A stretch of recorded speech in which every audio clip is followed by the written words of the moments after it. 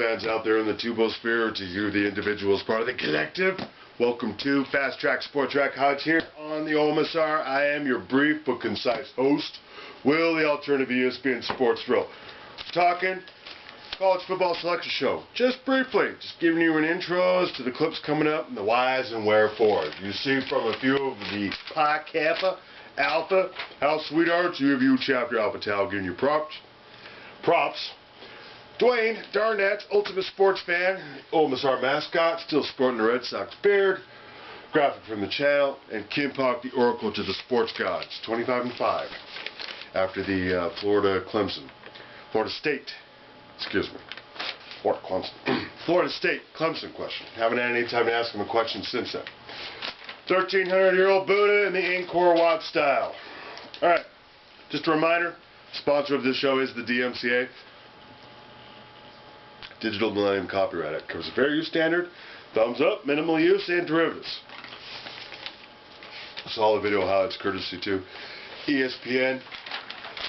And the semblance of the five of them, two separate crews. They're on college football final and college football Thursday night and so forth. Everything else, the OMSR.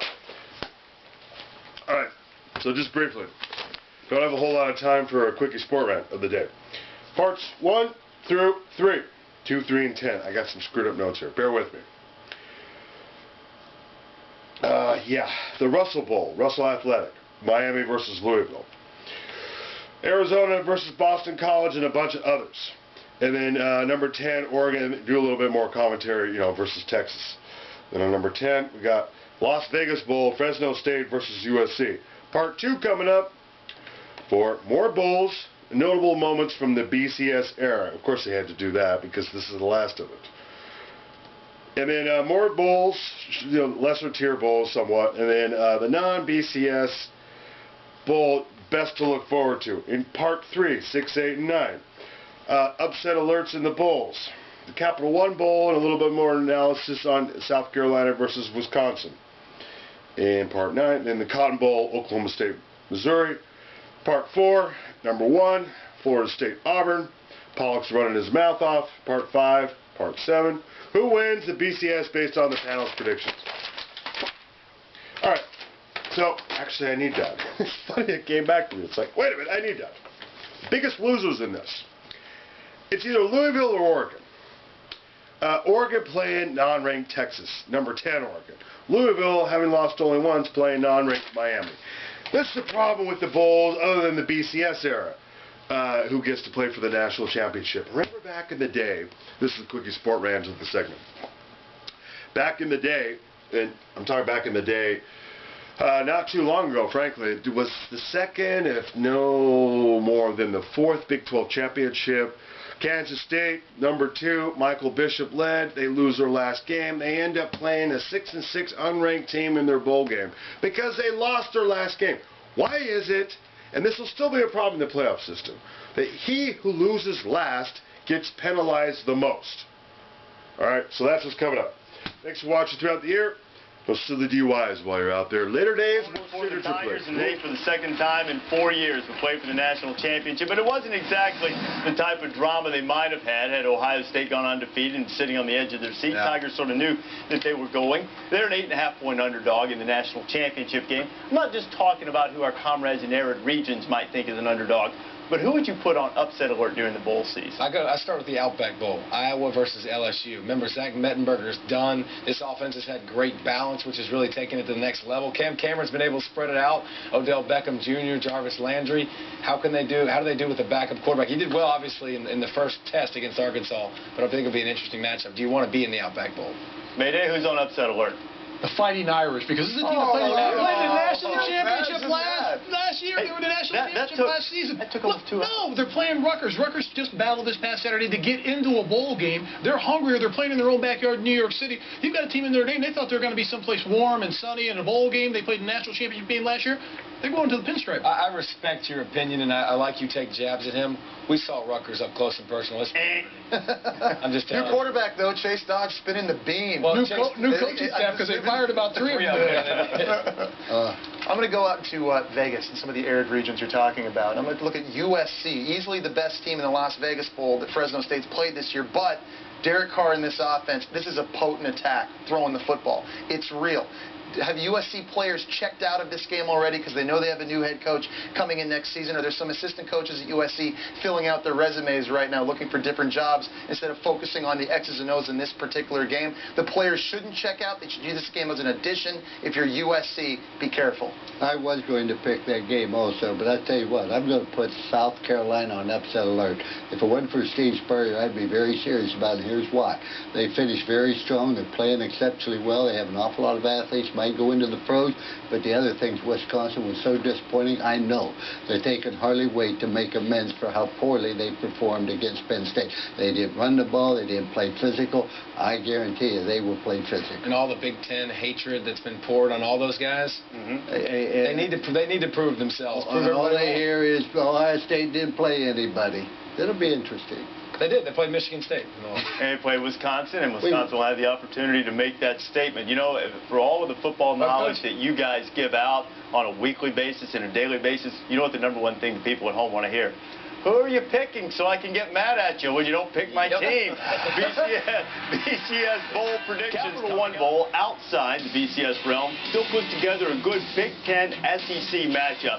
South Carolina, after its third straight finish in the top 10 of BCS standings, going for its third straight 11-win season, something that's never been done.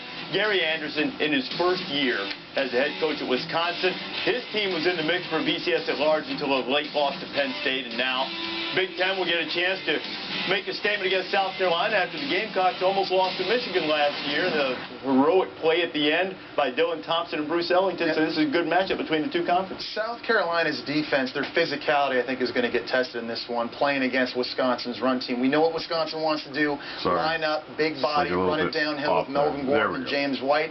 You look at a guy like Jadeveon Clowney. This game maybe not built for him. He wants to rush the passer. He wants to pin his ears back. He's going to have to play great up front against the run. Kelsey Quarles. You got Chaz Sutton. Other players up front need to play with great gap integrity in this game, win on first and second down to set up obvious passing situations for Jadeveon Clowney to take over.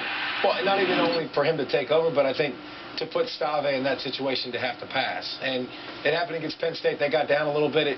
That's not their thing. And I think it's one of the toughest offenses to stop, too, because you got James White, who does come downhill, but you send Melvin Gordon on that fly sweep, a lot like Auburn that we've talked about. They make you defend everything because of the two tremendous backs. I think it will be a tremendous challenge, but the physicality of that front four for Clemson against the physicality South Carolina against that physicality of the front offensive line for Wisconsin will be the matchup. I think there are two things you're leaving out. I think Jared Abadaris is now healthy. When we see him healthy, he's one of the top receivers in the country, in my opinion, because he's fast, he makes plays, he's not afraid to go across the middle. And this is one of those receivers, he can change the game for them because they've got such a dominating running game. And the other thing, does Jadeveon Clowney show up? Yeah. I mean, think about the kids that are going to the draft early. You're thinking about the NFL draft. You think you're going to go out there and not protect your needs? He's got to solidify that number one pick, though. Yeah, but he's got to show it to me. I want to see that. I want to see him go out there every play and give 100%. Oklahoma went to the Cotton Bowl last year and got destroyed by Johnny Webb, Texas A&M. This year in the AT&T Cotton Bowl, it'll be another Big 12 SEC matchup that has an old-school Big 12 flavor.